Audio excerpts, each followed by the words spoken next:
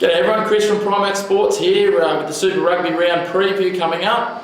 Cracking round of rugby behind us last weekend, starting off with that massive win by the Cheetahs against the Sunwolves. The Cheetahs' only previous win had been by 1 point against the Sunwolves in Singapore. This time they managed to eke out a 92 to 17 point win. That's the third highest winning margin and equal second highest score ever posted in Super Rugby.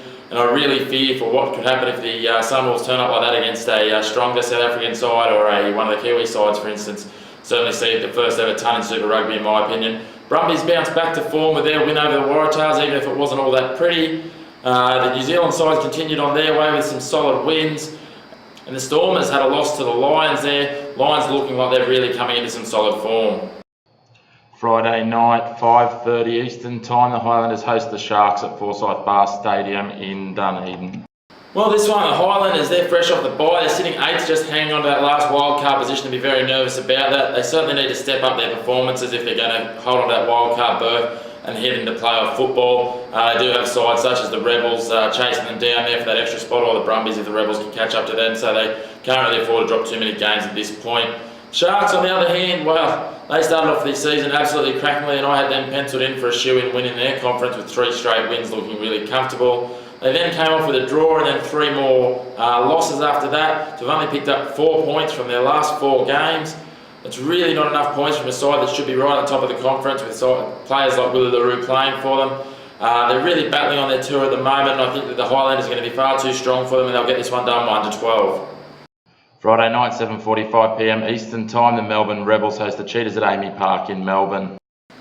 The Rebels, well, they're clinging on to some hopes there, as we mentioned, with the Hurricanes sitting in 8th. They're clinging on to some hopes of A, the conference, if they can chase down the Brumbies, if the Brumbies drop a couple more games, and B, onto a wildcard spot. But they certainly need to put in better performances than they did last week versus the Hurricanes. Just wasn't enough, and I mean, they were even aided there with that Dom Shipley try, with Julian Severe falling over in the bunker, and that ground surface, that's a whole other kettle of fish to deal with.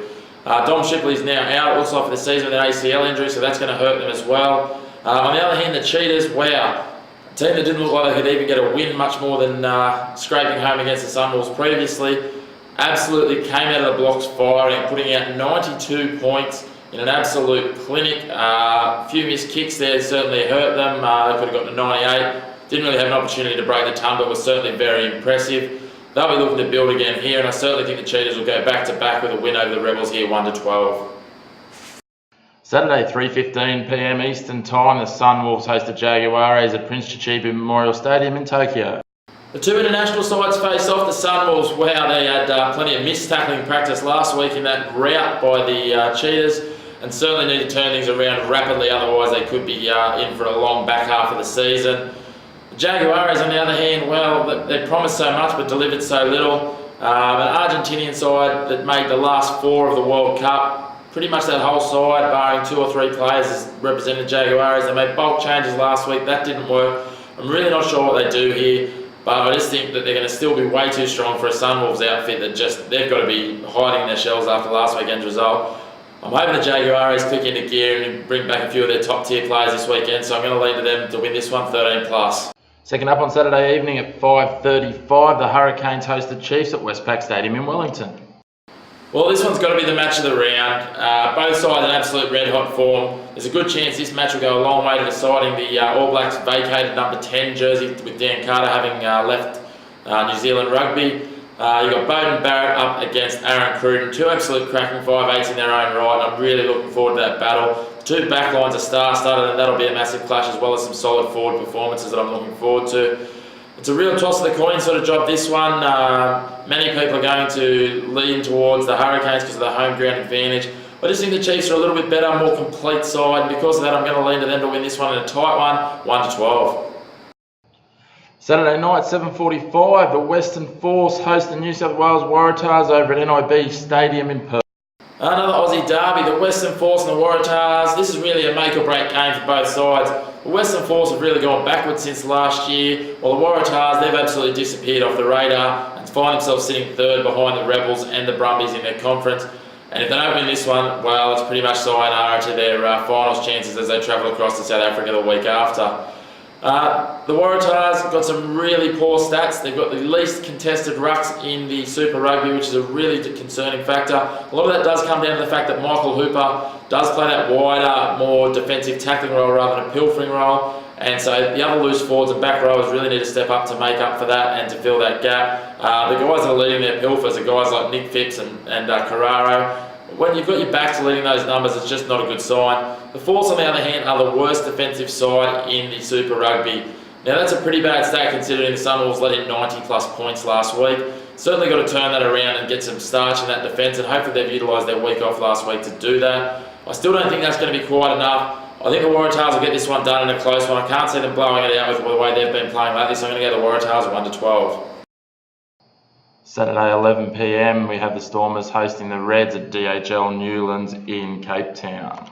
Well, the Stormers, they suffered a 7-point loss last week, managed to pick up the bonus point against a red-hot Lions outfit. It was only one of a few lapses in their season thus far. I really expect them to bounce back from that one and put in an absolutely concerted and full 80-minute effort against the Reds this week.